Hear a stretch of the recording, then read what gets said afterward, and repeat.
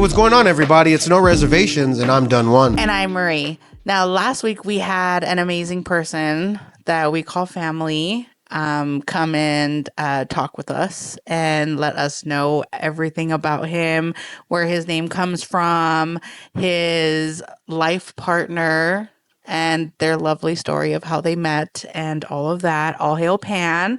Thank you so much for coming in, stopping by, talking with us. We had an amazing time talking with you, and it just sparked up so much more conversations that we've had in the last week since you guys last were with us, right? Yeah, actually, and also secondarily, I hope everyone had a good family feast day, whatever you call it. Hope it was great with those that you consider family and loved ones. But we did learn a lot from All Hail Pan, his life partner, the inspirations. And you're right. It was great having All Hail Pan on. It sparked a lot of conversation. It reminded me of the things that we continue to work on as a couple, as some podcasters, talking to the community out there. But most importantly, is just to appreciate those that are here. You can't force anyone to be here. You can't check in with people and hope that they'll genuinely come back and check in on you, because that's just not how it works. But yeah, it was a good overall time with All Hail Pan, and just the camaraderie, the family, the laughter, the session. It was great. Yeah, definitely seeing all of us just connect. And it's always fun when we all hang out. I think that we all just have that connection where we just vibe off of each other. And we've just learned how to fill each other's cups without draining our own, because it's ours is also getting filled by the conversation that we're all having. And that was something that we talked about too, was just filling each other's cups and not allowing people to bring us down, and trying to keep everything in a positive light and not so much in a negative light, because that's something I feel like we've been talking about for a while now, is just the different people that we have in our specific journeys.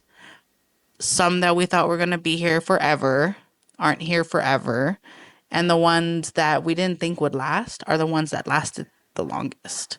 So I feel like it's been a roller coaster of rides, and I think Thanksgiving last week really just opened up, at least for me, I know my eyes a little bit more as far as who's really there for us, who's not there for us, who we've done a lot for, and just it's been a draining thing, but I feel like we've come a long way from where we started at. Yeah, I agree.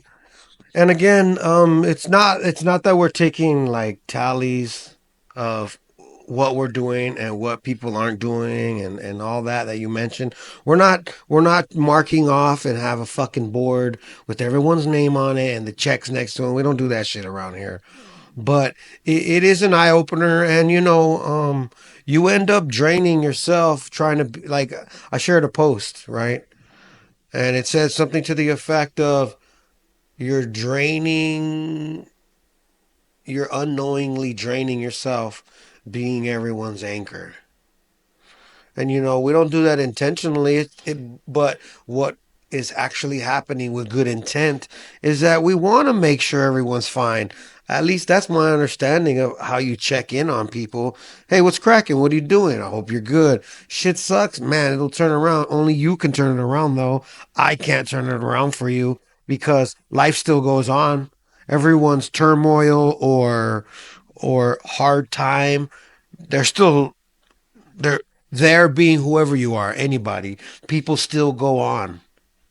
Like, it's unfortunate it falls in the same realm of when people transition away from here in this place. Life goes on. So just like hardships and turmoil and uncertainties and what the fuck am I gonna do? How am I gonna make it happen?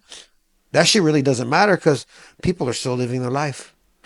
And with that said, that's kind of what we have to do. That's what we've been doing. We live our life according to us. We're not here dictating anyone's life and what decisions they should be. Anyone who has left That's just how it's supposed to be. How it has played out is how it was going to play out the whole time. And you just got to let them go. Just let them go, let them grow, whatever. Like you said, we're not being negative about it. So let the people grow then. They have to go water somewhere else. They have to do whatever while we're here tending to our garden. We look out for self first, which in turn we can look out for each other and vice versa. So it's interesting and unfortunate because that's life. Like I said, what was it, last episode or the episode before, is that our blood family is the first ones to teach us the different versions of people in the world. Some we don't talk to. We being whoever, not us, just people. You know, your family's the first one to show you what the face of the world is going to look like. But we're blind. That's how our blinders. That's what I'm just coming up with. Our blinders are turned on by our blood family because there's this forever thing that we assume, and it comes from our family that we grew up with. We think we're going to be a family forever. Mom, dad, siblings, and then cousins, uncles, tias, all that, right? But then family functions happen, fights happen, disagreements happen, sides are taken, quinceañeras, just everything happens, and then the turmoil shows its ugly face. And then, to my point, I know there's always a point. They show us that life is going to go on also.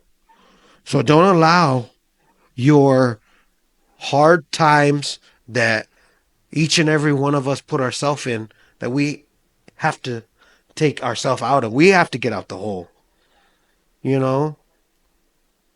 And unfortunately, that's how it works. And we're doing good. Everyone's doing their version of whatever it is, so that's good, But more importantly, you got to take the blinders off. Yeah, definitely have to take those blinders off. I know a lot of people tend to unfortunately grow up in picture perfect is what it seems type of home. That's a facade. Every family is dysfunctional in its own dysfunctional ways. And unfortunately, a lot of us have grown up in places where we thought this is how it's supposed to be. And then you become an adult and you realize that that's not how it is.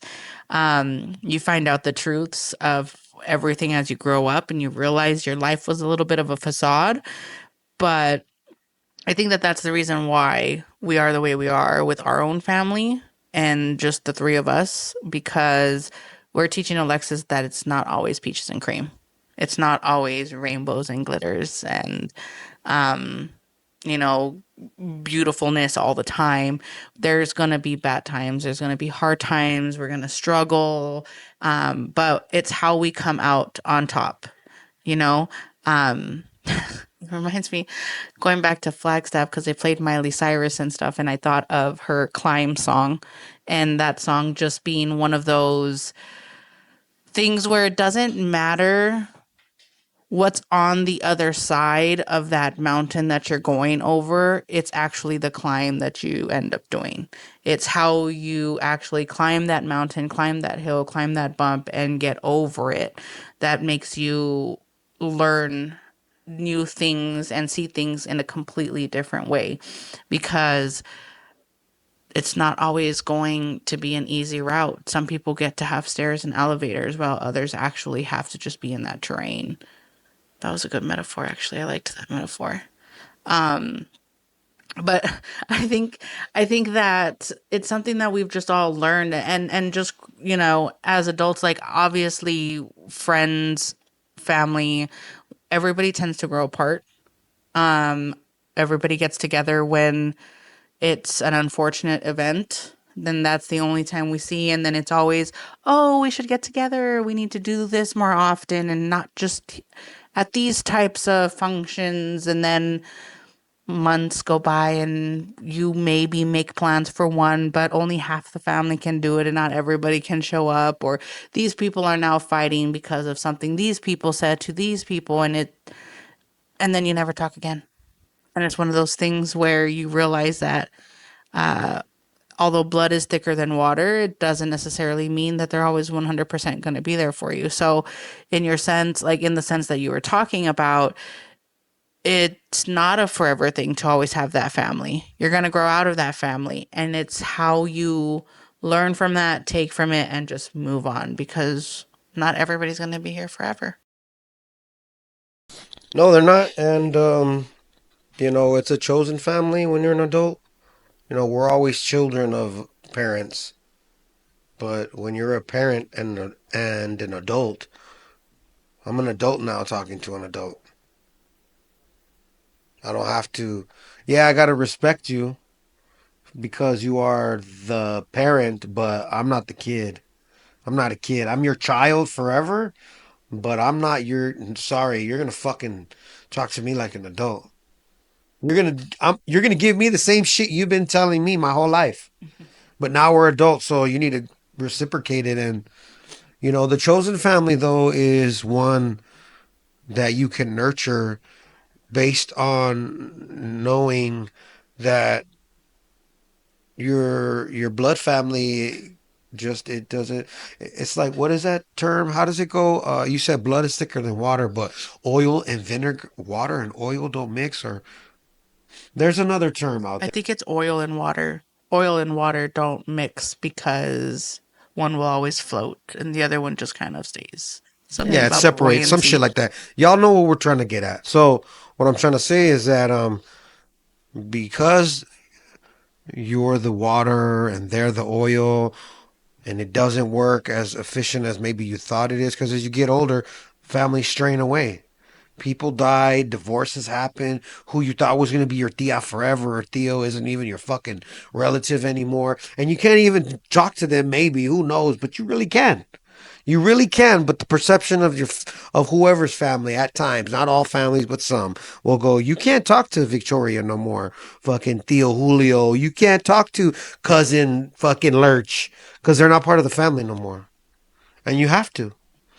But my point is, when we have our chosen family, and that means your extended friends and family also, but with Alexis, your children are a product of their upbringing. Now, that could go many ways. Not all parents are there. Maybe it's a single home parent life. Maybe it's a biological and another parent that's been there your whole life too. Whatever. But your job is to nurture them so they can grow and be better. But because everyone doesn't get all that, watering the grass in the garden, everyone's version is different. And dysfunction's always going to happen. But to the point of it all is that it's unfortunate that not the best of times brings people together. And these like sworn promises of we should. But it's usually the adults, the ones that are getting older, like all of us. We're all getting older. But it's the Theos and the Tias and the whoever's our adult group of family, if you will, is like we should know. And then sometimes you get the cousins or whatever that'll say it too, but ain't nobody really meaning it. What everyone's really saying is, you need to come to me. You need to come to me like it's always been.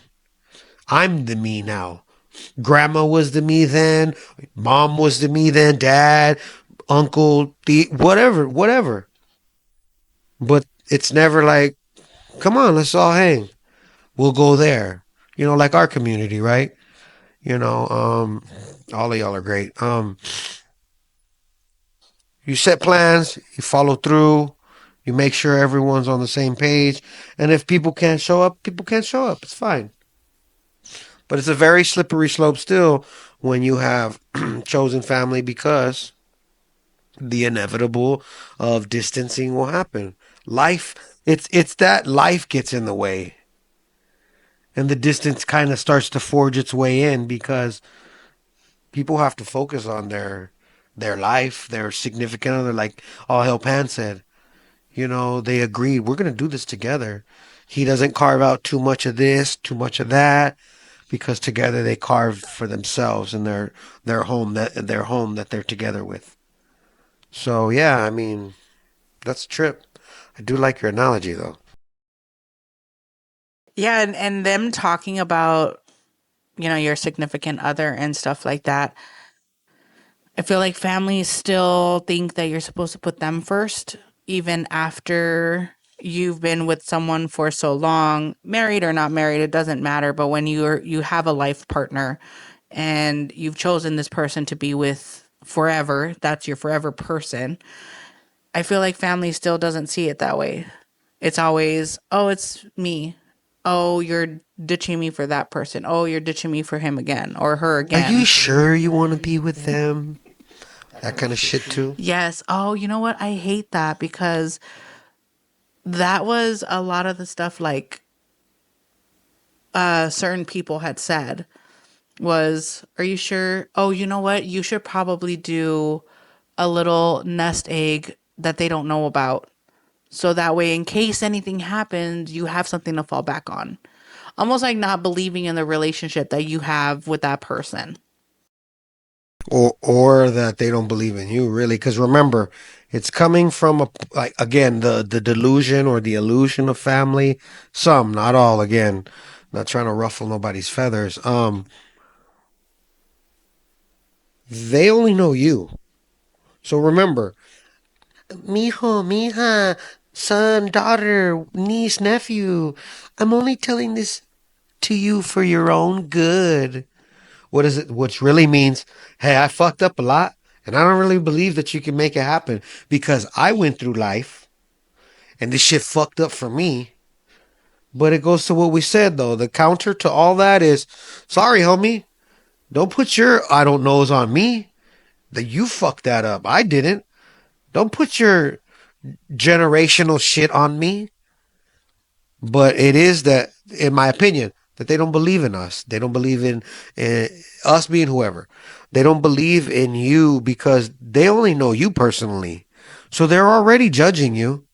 Like, I don't really care. I care, but I'm not here to ruffle nobody's feathers. But my tias, they're all like that. And they all live their own life. But I don't take no advice from them, and I don't give it to them. I, people tend to forget that the children watch everything. They emulate everything that they see. And that was my point a second ago also too about Alexis, and your children are a product of how you raised, how your household is. Like we said with Caleb, like we said with All Hail Pan, your home reflects you.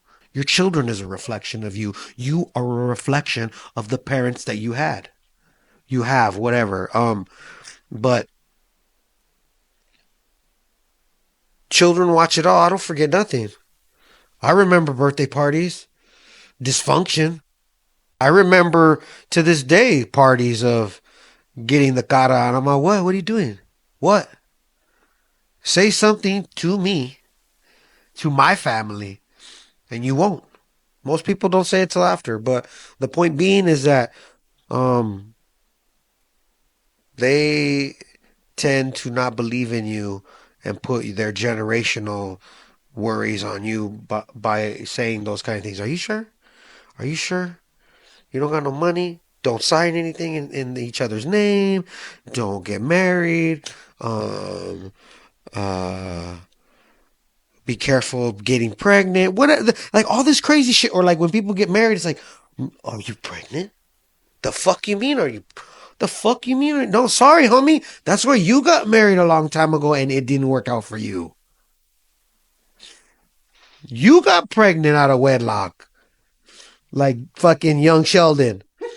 Fucking Georgie got the 29-year-old girl fucking pregnant, and the church was like, "Vete a la verga, way. We can't have that here." But the family, that's what they do. They fucking don't respect. What's the better word? They don't see you as an equal adult, so they're always gonna try and talk down to you. And the minute you talk up to them as an adult, they're like, "Hey, hey, I'm still." No, you ain't shit. You're just another adult, just like me. You're just older than me now. Remember, I'm 18. I'm an adult now. Get the fuck out of my house. Get a fucking job. I got a job. I got my own stuff. I'm walking in this house because it's still 1990s, 2000, whatever, and it hasn't changed. Fuck you talking about? Shit. Enough of that though. But but we have to believe in each other. Those, you know how I also said that we are fed the toughest of things. I said something when All Hail Pan was here to the effect of, I've been fed the wrong kind of shit, so I can see it. I see it, so I don't need to believe it. Charlie, that's not me. No, I'm sorry. Sorry, all your brainwashing isn't working. I know I'm better than this, so we can see the better in people. And when we see the better in people, we give people chances. We give them opportunities. We want the best for them, for everyone, because that's how it should be. And then Cara de Caca comes out, fucking all sorts of sour face, fucking petty ass, fucking Tom Petty and the fucking Heartbreakers all fucking getting together like some bitches. For what? Because you're doing good. They knock us down because we're doing good. Because you can't be doing good, right? Right. And I feel like they could try all they want, but it's not going to happen. But yeah, they tend to. That's when I feel like that's when people really distance themselves even more because they see you're doing better than they did at that age. So in my family, it was a lot of everybody needed to do certain things at certain ages. It was by 30, I need to have a house, car, this, that, and the third. By the time I'm 32, I'm supposed to be married and already having kids and all this other stuff. And when I ended up pregnant with Alexis, it became, oh, well, you ruined your life. And what are you going to do now? Because obviously I was 19 when I had her. So it was kind of young, just out of high school type of thing, like a year after I graduated. But But we're in the. But also though, aren't we in the, like? Not that it's not common. I don't want to say it's common, but why is that this first fucking thing they say? You fucked your life up. So, like you said earlier, I don't mean to sidetrack you. Also, you fucked. I'm a fuck up. Is that what you're trying to say? You fucked up by having me, and that's what makes me the fuck up for having a child. yeah, but it was also because I I had something that they didn't have at the age that they were trying to have it at. Right, and you were in sports too. You know, softball. You were geared for a. You projected. You made the projection of where you wanted, not what they wanted. Yeah. Yeah. I did all of that. I think that a lot of people in the family just felt because I wasn't where they were at my age, then I messed up my whole life. And then get even more mad now because at this point in my life, I do have a really good life. I have a good steady foundation family, where I have a really great partner in you. You're very supportive, and I appreciate all of that for you. I appreciate all of that from you because we've built such a great life these last 13 years with Alexis and us, and just growing and eventually adding in our two kitties, and having our nice home and all of that stuff. We're not rich in money, but we're rich in happiness and in love. And I think that that's where everybody tends to get very like, "Ugh, well, she is doing better than me, he is doing better than me, and why does that child get to have everything they want?" And that's not how it was when I was that age. When I was that age, you had to have at least had two divorces, or be on your third divorce, or be getting married for a fifth time, or why aren't you having more kids type of thing. And it's one of those things where it's a stigma within our families. And I feel like us being Mexican too, like nothing, all races have its own stuff, but I feel like even as Mexicans, it's even worse for us because everybody tends to talk shit all the time. It's shit talking family type of thing. I know, but You're right. But that's where we get our tough skin and where we get to shit talk back. Some people have it in them to talk that masa back, and some don't, and that's okay because for some you can't because you're disrespecting. But how isn't it disrespect? Like for example, it's not disrespect when you're telling the kid that they're stupid as fuck.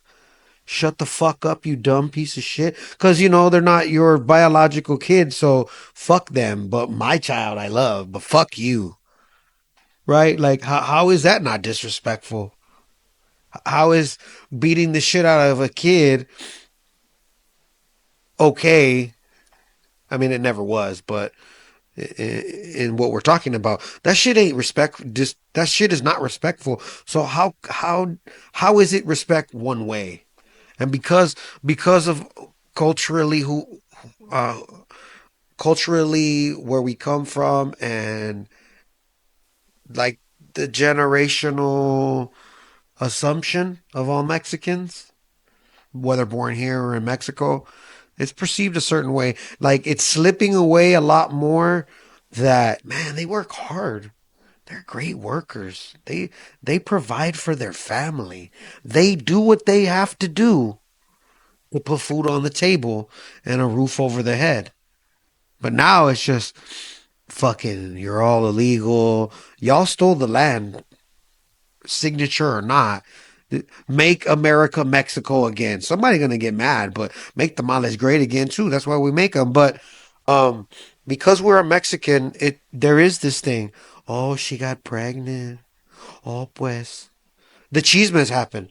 It's chismes, um, metiches, mentiras, and shit talking. Those are the four fucking corners of our culture. Whether you're born here or born in Mexico. Oh, pues, you want to learn English? Oh, pues, well, I'm sorry, Maria. You know what I mean? Oh, pues, you want to go to college? It's this shit, like you're saying, like, no, you have to be down here in the trenches with us. No, pues, I grew up like that. I don't have to no more. I know what it's not like to not have. I don't want that for me as an adult. You want me to be, you want to be the nest egg forever? Fuck all that. 45, 57 years old. Yes, Ama. My room's clean, Ama. Whatever you need, Ama. Get a job. I can't, Ma. I gotta be here with you. But it's unfortunate that there is a term though that goes the worst cri- a Mexican's worst critic is another Mexican. A Mexican's downfall is another Mexican. The first person to hate on a Mexican is another Mexican. We're from here. We're not Mexican enough over there. But I don't think like that. ¿Qué huele, güey? What's up? You're finally over here. Vamos a la verga. Let's go. So get into some trouble, cabrón. You got a fucking coyote over here. Good. I'm glad. Don't get in trouble. Well, I won't. I would never because again, we come from the. Te crees bien chingona. Oh God. Yes, I do because I can do it. Because I know what motherfuckers don't do. They say a lot of shit. You didn't even do that. Stop. You don't even do that. You beat up kids and drink alcohol and go to church on Sunday and get mad because your kid fell asleep in church because you've been yelling all night at your wife about how much of a bitch she is because you can't drink and we got to go to church tomorrow. I'm just saying. I know what you're talking about, is what I'm saying. It is messed up that we come from that and it's hard to break those things. Not that like it's in us, but that little bit of doubt sits in us, maybe because of the upbringings. And that this could go for anybody. You don't have to be Mexican.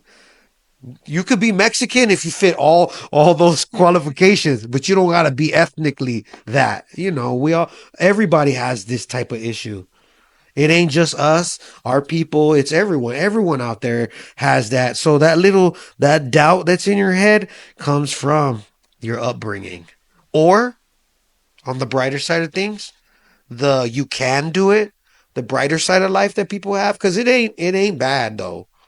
because we're still here today, Mhm. being better. But people that had a great life growing up and had it all, regardless of where ethics, culture, race, whatever, they really do shine. And that's where my point comes from.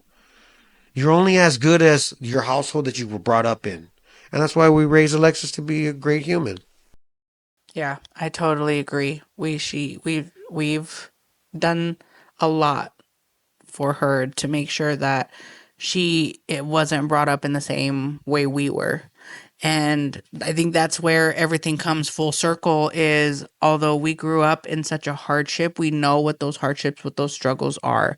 And so now as adults, we know to your point from earlier, like you can see the bullshit happening. So we know ahead of time, like, wait, I've seen that happen before. This is what's probably going to happen. So I'm going to avoid it by doing this. So sometimes our trauma is really helpful for us because we know the patterns of a toxic relationship of toxic behaviors.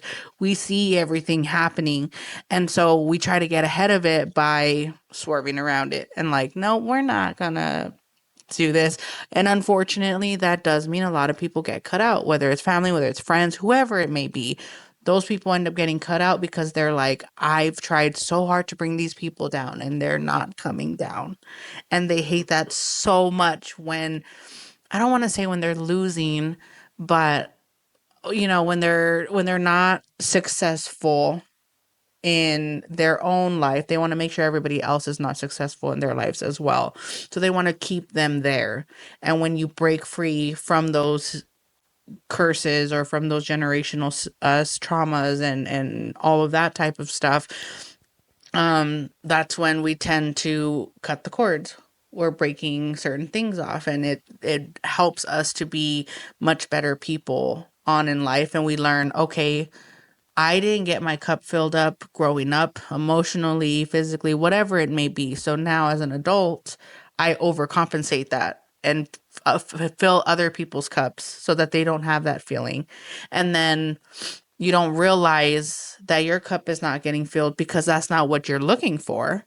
But then there comes a point in time where you feel so drained and you're like, well, why do I feel drained? And you're like, well, because every time I look at all these text messages or all these any types of messages, calls, whatever, it's always outbound, outbound, outbound, but I've never received or I haven't received a lot. Or it's those people that there are some people where you can go months without talking and they'll be like, hey, sorry, like this is what's going on in my life right now, and I just needed to take a step back. Like for me, for instance, if I'm not feeling good mentally and I know I can't fill everybody else's cup, I isolate myself. I shut down, I isolate, and I'm like, all right, I'm going to keep to myself for a little bit until I feel better. And then I can give out what everybody needs. But right now, I'm doing what I need. And I think that is those healthy boundaries that we're also setting for Alexis that we've started to set for ourselves so that we don't get overwhelmed, overstressed, and we're not just draining ourselves, which is what we talked about with All Hail Pan last week, was just filling the cups and, reciprocating it. But you and Pan being similar in ways of, I don't know how to take stuff. You don't know because you don't know how to take because you've never had to take. You've always just gotten what you've gotten and you've dealt with it. You've never been able to be like, oh, this is what love feels like. Let me take it because it's something that wasn't always shown to you guys. It's not that we don't know how to take, it's that being shown the wrong version of it. So being leery of, is this for reals? Love, friendship, understanding, patience. Nobody taught me patience. My on the fly get upset real fast comes from having to tie my own shoes or having to ask a million times in my head just to hear no. Like fuck, I didn't think about that one. Thought about a million fucking things, and I didn't just think of the answer being no because I said so or just no. Don't fucking ask. So we sense the fakery, the fraudulence, and it hones in for me. Well, I'll speak for myself. I can sense the fraudulence, the fake, and everything, and be like, oh, all right then, fine. I ain't receiving nothing no more. That's what I'll receive. But when someone's like, "No, you're doing great. Things are good." Compliments. I'm just like, "Oh, no, no, haha, deflect. Let me make something funny." And now we're talking about you. We're not talking about me. Let's not talk about good things. And again, that's where the damage comes from, right? Overcompensating, like you said. I overcompensate because I know motherfuckers ain't gonna be here. Like I had this crazy ass perception growing up. Nobody's gonna be here forever. I've been to a lot of funerals growing up as a kid, seeing divorces happen through various avenues of the family or breakups in general or back and forth shit, and I'm like, oh no, mm-mm, no. So I can hone in on the fuck shit and call it like, nope, you're full of shit. No, fuck you and your whole posse. You know, but we're learning. That's why we have good partners. All Hell Pan has Aaron, I have you, Alexis has us, you know, and that's what makes us better, that we know where we come from. We're not delusional about, oh, I'm going to be the change in this family. But also, like, what you were saying really made me think about, like, it's, it can be good, it can be bad that you're close with your family or not close. Okay. Uh, but like, crazy metaphor, right? Your family is your first job. Once you fire yourself from your family or they fire you from the family, when you go make your family, when you go apply for another job and pick up family along the way, they're going to leave too. Physically, one day they will, but everyone does that, unfortunately, because life is life is what it is. It's not the same for anyone. We're all watching the same thing right now, but everyone's going through a different perspective. Somebody looks like they're watching TV, watching this right now, and they're in their fucking mind right now. Like, what? The shit clicked for them. I know that's a lot, but like your family is your first job ever. And once they fail you, it's because that's just how it's going to be. People will be here. You know, I'm blessed to know some people still, some closer than others. But that's just with time. That's why I say that. The only thing that's changed with some people is time. It could be like yesterday, you know, like Libby, right? We can go on for a long time not talking. She way out there. But then when we talk, what are you doing? Shit. Then, oh, shit. All right, cool. Boom, boom, boom, boom, boom. It's just understood. It's natural. Not that no one else's thing isn't natural, but it's very unnatural to me for someone to avoid the obvious. What's cracking? What are you doing? What's up? Hey, hey, hey, hey. You're only going to tell someone so many times before you just, oh, all right, it's cool. Damn, but you, damn, I can't believe that. I'm kind of hurt. And now it's more of a hurt. It's not a get mad. I got past that with myself about covering feelings with anger. I'm really sad. I'm hurt, but I'm gonna show anger. You piss me off. That's it. Everyone will think I'm just pissed off, but I'm not. But now, working through things, through therapy, through time, through taking blinders off, you and me, our journey here, our journey in life, Alexis, things are important. You know, things are more important, but things you can let go. For me, it's kind of hard, but it's getting easier now to let go. I let go. I had an early pre-training of letting people go when I had to take blinders off before. Like, oh shit, people hating on how I work, and then I work, and I'm not trying to outshine nobody. I just want to do a good job because you put me in the position here, and we're doing this together. And fuck yeah. And then one day I paint some shit real fucking fast in the restroom, and it's like, it's shit. Uh, uh, uh. And then it's like, oh, damn, that's what's going to end our fucking friendship? All right, cool, peace, I'm out, bye. Delete, Don't even fucking respond to your messages. No, we're good. Because this is going to go a whole nother way if I partake in this shit, in this fake shit again. So letting go, hasn't been easy in a nutshell. You know? You're, because your parents are supposed to be, they brought, your mom? I don't know. I'm a single, grew up with two people in the house, but with my mom only though. So your mom's supposed to be the person that looks out for you all the time, no matter what. Tell you you fuck up and I want to put you in jail because they think tobacco is weed and they take it to court in juvenile court because they want to lock you up because they seen somebody else get locked up in your family and they think that's the way to go because somehow that fuck shit is convincible. Like, just put them in jail. This shit is fucking crazy. Like, I am no great parent by any stretch, and I never say I am. I try to do my best, but I have my faults. So I take 75% of all that. And the other 25% is for anyone else to work out on themselves. But letting go is not easy. But it's fucking like, ¿cómo se llama la pinche fucking Ariel? Let it go. No, that's not her name. Is it Ariel? No, that's fucking Little Mermaid. I'm Yeah. getting all the Disneys mixed up right now. Pinche Blondie and shit. Let it No, it's go. that's Frozen, so it's Anna Frozen. and Elsa. Anna. That was Ariel, Anna, Elsa. They have the A sound, but not really Elsa. But anyways, gotta let shit go. You gotta let shit go.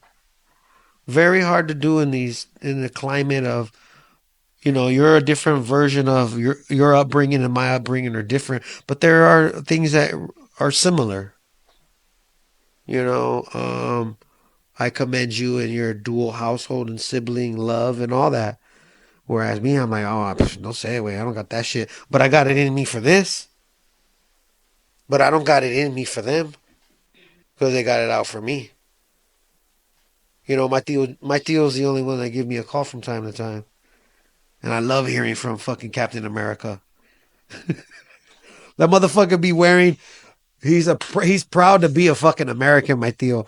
My Theo got fucking shorts, fucking Wrangler shirt, a cowboy hat, an apron. He's probably got some Air Force Ones that are fucking the American flag, but me and that fool, like I love that motherfucker.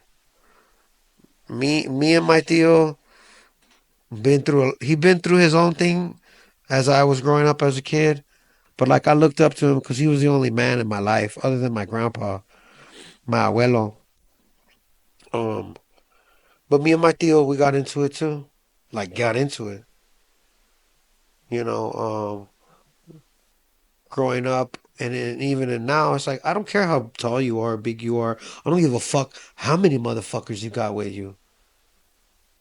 You don't know what it's like to get beat the fuck up by adults growing up, blacking out and waking up. Like, all right, I could take a nice whooping, but I'll give it to you too. But my Theo and I, dope as fuck. That's probably where my bond comes from. But that's all to say overcompensating, right? I overcompensate because I know people are going to leave. That's where I led up with this because that's what they taught me. In the beginning, when you and me were first together, I would tell you, oh, you ain't going to be here. You're going to leave eventually. I'm tough to deal with. At the time, more so less than now, but still I have my own little quirks. Real wild. Firecracker like a motherfucker. I don't give a fuck. Whatever. You're gonna leave anyways.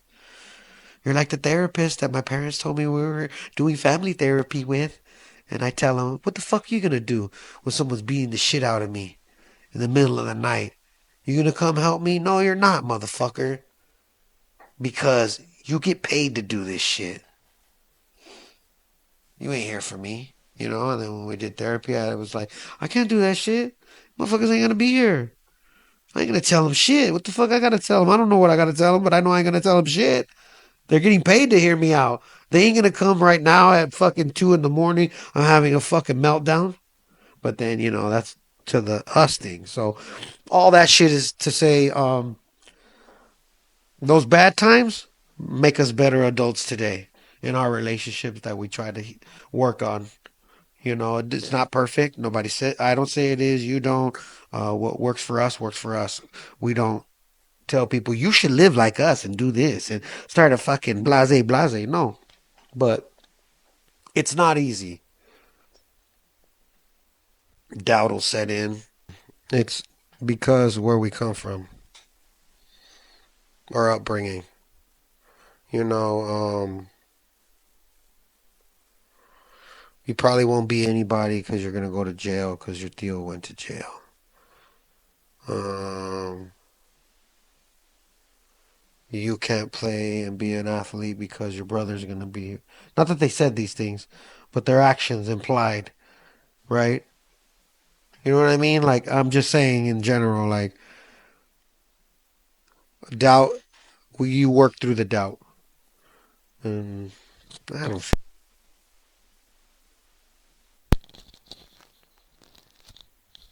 I don't know. One more time. Action.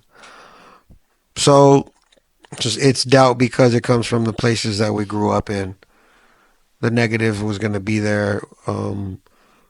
Nobody wants you to leave the nest. People want you to stay and do what they say because there's some patriarch, some sort of weird shit. They think they're always going to be the motherfucking adults. And that's why they always try to knock it down. No, are you sure? That job pays you that much? Oh, you're going to be envious now because I make more money than you? Or because I work hard because I just want to do good? I'm not trying to outshine you. Who the fuck are you for me to outshine? How do you outshine somebody that put you on? How do you compete against somebody that wants to put you on or put you on? Or have the notion that they want to compete with you, that this is a competition. It's a competition, but it ain't like that. Because if it's like that, fuck you. I don't even want to be. We ain't even good. You fucking stay over there. But again, everybody's thing is different. That it's not mine. That theirs is not mine. Yours is not mine. Everyone's individual view is different based on their life and how they live. And you just got to get above all that shit. You got to make your own. You have to make your own, regardless of the doubt, because doubt's always going to be there from people you don't hear from your family, from yourself, from the people that see you coming up that don't want you to come up because you're going to surpass them right like that. And you're not even trying to, but innately it's inside of you. And that's where that shit comes from. The doubt, I don't stack up, but I'm like, oh, I see it. What? Go over there. Shut the fuck up. Get out of here. You ain't shit. And that's how we got to work through it. You know, if you doubted your, if you believed the doubt that might be in you, you exactly, you specifically, we wouldn't be here today.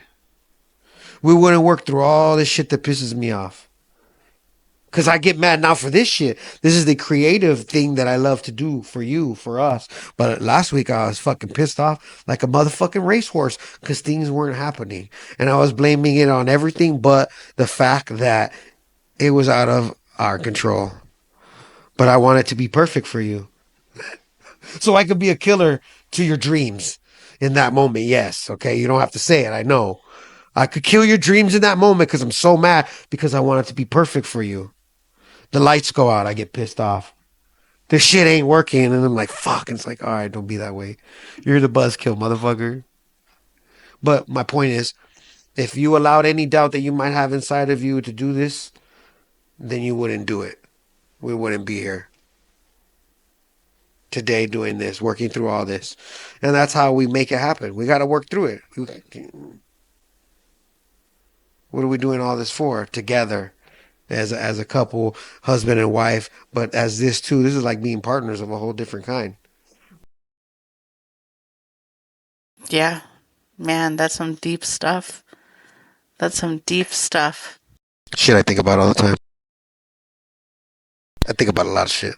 Yeah, that no, yeah, no, your brain goes like a million miles per hour and I still can't keep up with that.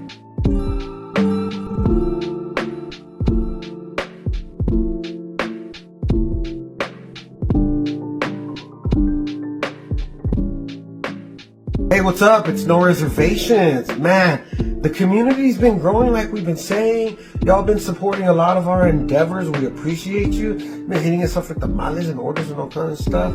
But tune in every Thursday. Every Thursday at 7 p.m. Right at that tatter. 7 p.m. 7 p.m. No reservations. Thanks so much, guys. Man, we were just talking about a lot of interesting stuff. Very intriguing. Don't give up. Don't believe in the doubt. Family is everything, but it is also what you make it, right? Because we have one that we're born into, and then the rest we got to make as we go along the way. And some people, life gets in the way. Some people you got to let go. Some people, just, you know what? I'm going to stop talking. Yeah, you were talking about, if we allowed our self doubt to go on, we wouldn't be where we're at today, and roping back around everybody telling me that I fucked up my life for getting pregnant. It actually pushed me because you know how competitive I can be. I am hella competitive and It's fucking ass. But it's I'm competitive in everything. So that also is something when someone tells me I can't do something, then that pushes me even more. And so it pushed me to the point where I was like, Alexis will never go without. And I'm going to be where I want to be in my life. And it doesn't have to be fancy houses or fancy cars like everybody else in my family wants, but it's what I've strived to just make sure that I never hit rock bottom is what I really was trying to do. But unfortunately, we've hit rock bottom before a couple of times, but the only place you can go after hitting rock bottom is up, which is exactly what we've done. And I think that that's pushed a lot of my family out of my life. You talk about you've seen people in and out of your life, and for me, it was I had both my parents growing up, and I think I've talked about that before too. I ended up divorcing later on in life, but it was more of a we're just together for the kids type of thing. And I could tell they weren't happy. Seeing it as an adult and looking back at my childhood, I could tell they weren't happy. So I kind of had to grow up fast because uh I was not a child. I was an emotional support doll is what it felt like.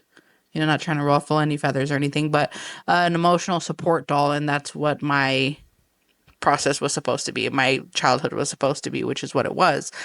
But yeah, I mean, to your point, I did for a while was like, okay, I probably can't continue to play softball in college because yeah, my brother is supposed to be the all-star. I can't do that, you know? Um, and yeah, unfortunately, when I graduated high school, I didn't take any offers. I got a couple offers to go to different universities and play wasn't the best schools, wasn't D1 schools. It was a couple D2 and some D3 schools, but it was that mindset of, well, I'm not doing anything with this, so why am I going to continue it? And then I got pregnant with Alexis, and so I almost felt like the universe just aligned me to be where I was supposed to be at, and I wasn't supposed to continue to play, but not because I doubted myself. It was just because my life took a different direction. Because yeah, growing up, seeing the way my parents were, the way my brother was, me having to help take care of my brother, being that emotional support, I was like, I don't want no damn kids. I don't want to get married. I'm just going to be by myself and travel and just worry about myself. And obviously that didn't happen, because I'm married and I have a child. And you've traveled. oh, well, see, and that's the other part is I have traveled. But although it wasn't what I thought my life was going to be, I don't regret what I went through because I know that I had to go through all of that to be where I'm at now. And so everybody telling me that I'm not going to be able to do this and I'm not going to be able to do that and I've ruined my life. At 33 years old, I'd have to say I've lived a pretty good life so far. And we've got a pretty amazing 14-year-old. and she she's her own little person, and it's fun to be able to have the conversations that we have and just hang out and talk, and I get to hear all the tea from school, and so it's always fun. But to me, I feel like I've won in life, and not so much to be like I did it and you like you're wrong, like I proved you wrong. It was never to do that. It was more of like, for me, am I going to continue on and pushing myself forward? And the last couple of years we've definitely been a little up and down, but we've gotten through a lot of stuff, and it just continues to make me realize like how much a lot of my family was wrong. I don't have any relationships with any of my grandparents, my uncles. The one aunt that I do have, it's a little rocky, it's up and down, and it's here and there. I don't talk to my cousins. Like, I have nobody aside from my parents and my brother. And so I do cherish their relationship. It's a little difficult at times with certain of them, but I keep pushing forward because I'm not going to allow them to, kind of bring me down type of thing. I don't want to put that into Alexis's life. And if I've worked so hard to let go of my trauma and not put it on you, then if I allowed that to continue, then all that work that I put in from therapies, different types of therapies, and being in a 24-hour hold and doing all of that stuff, then all of that I feel like would be for nothing. And so that's why I have my boundaries, my healthy boundaries, because I don't want to put on to you what I've seen and what I've dealt with, because you're not them and they're not you. And, although Alexis is our child, I'm not, she's not me at that age. I was my own person at that age. And I can't put that on her like, well, when I was 14, I was doing this. Well, I'm not 14 anymore. Now it's her 14, and it's what she goes through. And so I do think, our small little community that we've built here has definitely been like a lifesaver too.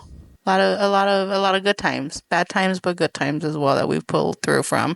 And we just can't allow anybody to bring us down and that negativity to consume us. And that's why in our home, we only allow certain people over. We don't let just anybody here anymore. It's very much a only positive type of space. If you're here to just bring negativity and break the peace, and then we don't want you here.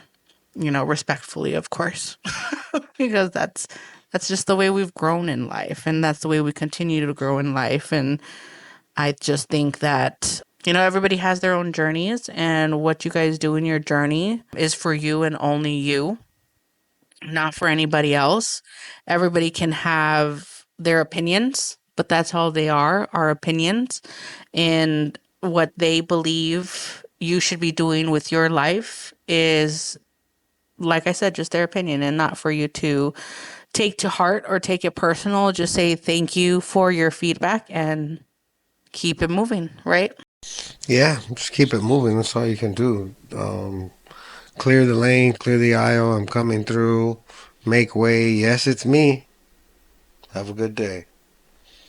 But we're the creators of our destiny. We make the choices. Nobody's opinion, 2 cents, pettiness, none of that shit makes it, because at the end of the day, we make our own decisions. We believe in ourselves, boundaries, and we continue to shine on and do what we do. Because that's all we're gonna do. It's going up all the time. You can't have good times without some bumpy roads. The roads that we travel on now are not paved. So once you figure it out and it's kind of good, you'll have a nice little smooth terrain. But there will be some off beaten paths you're gonna have to take from time to time to remind you things aren't put in front of you to things aren't put in front of us that we can't handle. They just make us stronger. And people are put in your path to make you stronger, regardless positive or negative outcome. You're always gonna have to be better. Learn from every encounter rather than learn from your mistakes. Remember everything, learn from it, and be better. Like we say, that's all we talk about. That's what it's built on. Yeah, just continue to believe in yourself. And with that, we again appreciate you guys just coming in, listening to us every Thursday, and connecting with us in some type of way. And we hope that you guys will continue to do so for the rest of this year and going into the next year. We have some fun, amazing guests coming up, and we want to be able to share all of that with you. Continue to just resonate with each other, and you drop your comments, continue to like, follow, share, drop comments in all of our social medias too. We do put polls up at times, ask questions. But if you want to collab or want to be on the show or anything like that, reach out to us on any of our social media platforms, or you can email us at no reservations with the Z 24@gmail.com.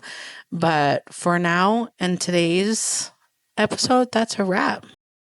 That's it. We're out every Thursday at 7 p.m. No reservations.